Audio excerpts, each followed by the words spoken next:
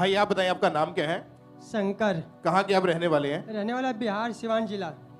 इनकी बहुत बड़ी गवाही है कि 21 साल पहले इस भाई के ऊपर दुष्ट आत्मा के अटैक होने शुरू हुए थे। आप खुद बताएं क्या क्या चीज होती थी आपके साथ, आपको क्या क्या फेस करना पड़ा? शैतान मुझको बहुत अटैक करते थे, मतलब कि ऐसा लगता था कि मार देंगे मुझको, ऐसे कि कल के दिन नहीं देख पाऊंगा मैं।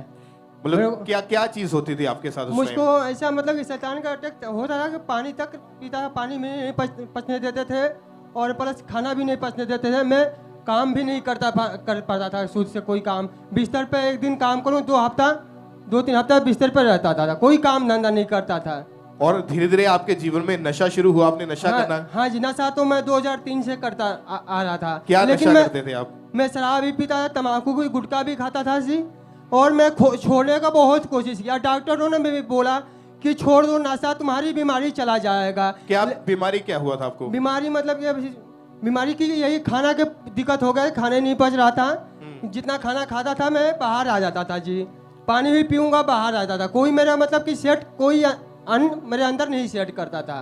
मतलब डॉक्टर ने बोला था कि अगर नशा नहीं छोड़ोगे तो ये बीमारी भी नहीं जाएगी। हाँ जी, हाँ जी। पर आप नशा छोड़ नहीं पा रहे थे। नशा नहीं छोड़ पा रहे थे जी। परिवार वाले जानते थे नशे के बारे में? हाँ जी, हाँ जी, सब मालूम। उसके बाद 2009 में आपकी शादी हुई। हाँ जी। शादी के बाद सेम अटैक आपकी पत्नी के ऊपर होने शुरू हुए हाँ थे। जी, हाँ जी, हाँ जी। इनकी लाइफ कैसी थी?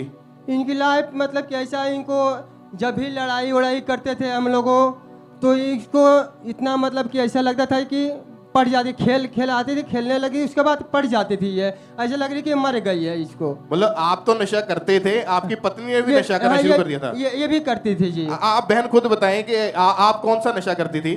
मैं तम्बाकू खाती थी और गुल भी खाती, गुल भी खाकर पूरा नाशा में चूरती, और कोई हमारे नाशा नहीं थी इसीलिए। और खेल भी आती थी, बिल्कुल हम छोड़ के कैसे हम नाशा छोड़ दिए, बिल्कुल हमसे से छूट नहीं पाता था।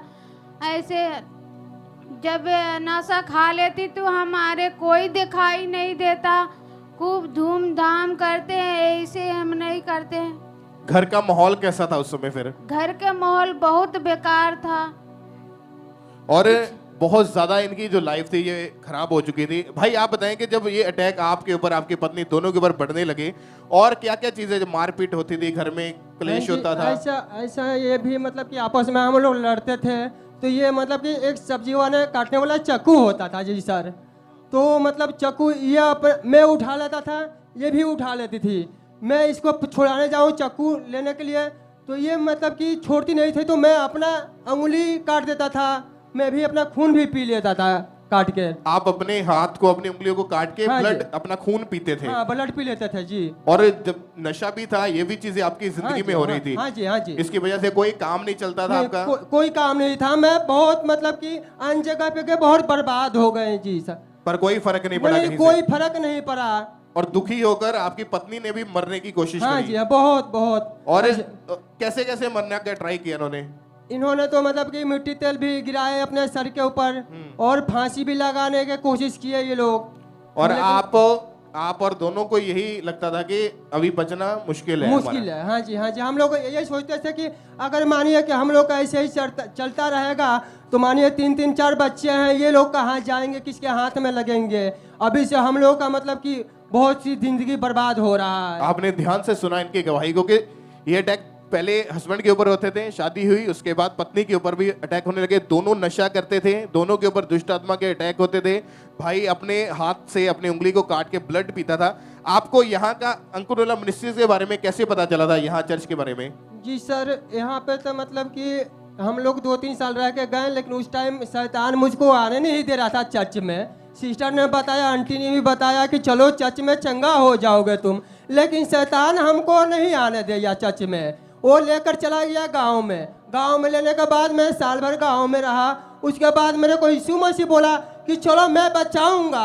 और उस दिन संडे वाला दिन मीटिंग था, इमरजेंसी जंक्शन में मैंने बैठा, वहीं पर प्रार्थना हुआ, मुझ पर पड़ा, मैं वहीं पर गिर गया। मैं बोला मेरा खुदा जिंदा है, बचा लिया मुझको नया संसार दिखा दिया, नया देश दिखा दिया, हमको नया जन्म दे दिया मुझको मेरा खुदा है जिंदा करने वाला।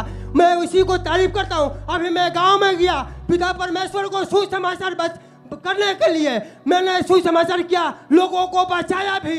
मुझको मेरा पिता परमेश्वर मेरे साथ रहते हैं और मैं रूहों को बचा कर आया गाँव में, मैं अपने जाकर पिंडों में। तारीफ करें परमेश्वर की जोर से इस बड़ी गवाही के लिए। और आप अभी कितने महीने हो चुके कि बिल्कुल आजाद हो चुके हैं? जिस हमको हो गया भी तो 7 महीने तो लगभग हो ही गया। आप कोई नशा नहीं करते? आपकी पत्नी?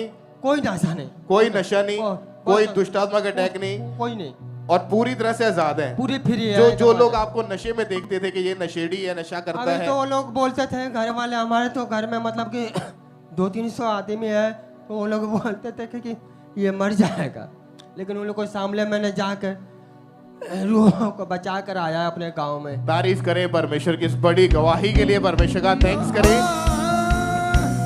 हालेलुया। आपने बड़ी गवाही को सुना है। आज बहुत सारे लोग पहली बार आए होंगे चर्च में, ब्रांचेस में, ऑनलाइन देख रहे होंगे। आप बिलीव करें कि अगर परमेश्वर ऐसे लोगों को आजाद कर सकता है जिनको ये लगता था कि बचना मुश्किल है, मौत नजदीक आ चुकी है, दुष्ट आत्मा के अटैक बढ़ गए, अपना ब्लड पीते थे, नशा करते थे, दोनों एक साथ मिलके, कोई समझाने वाला नहीं था।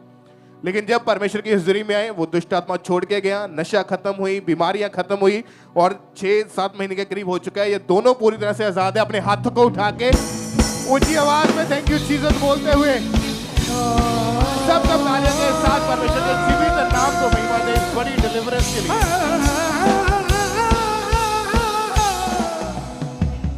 आइए हम नेक्स्ट टेस्टिमनी को सुनते हैं। ये